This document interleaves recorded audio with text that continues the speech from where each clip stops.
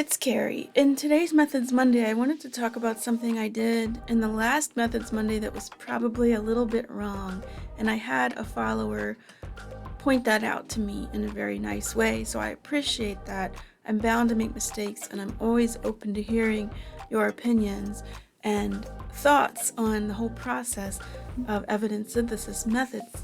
So in the last Methods Monday, we wrote up a search methods section using the Prisma search extension, which is the preferred reporting items for systematic reviews and meta-analyses search extension that details how you should report the search.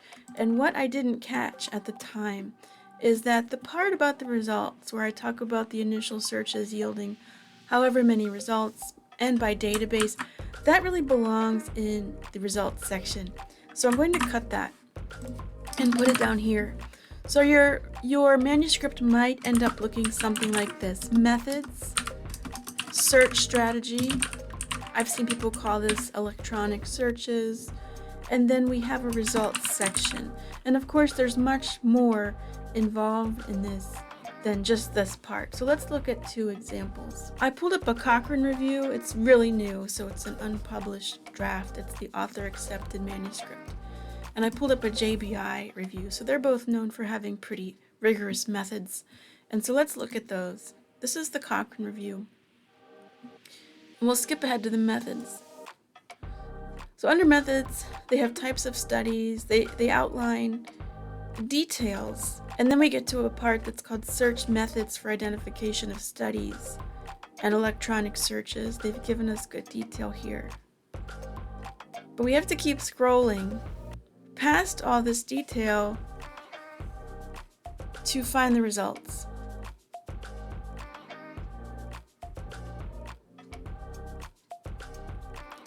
So the results are quite a ways down, and they have found 11,410 records with multiple databases. They excluded duplicates.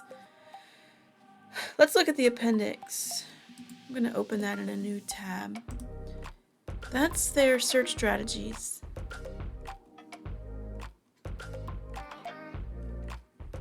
I'm wondering if they give us the number per database. I'm not seeing that, but that is part of the Prisma search. We really should be seeing the number per database. And then further down, they give us the Prisma flow diagram. And again, we don't see per database, just the total records. That's okay. But really, yes, the results, the number of results you found belongs in a different section. Let's look at the JBI review.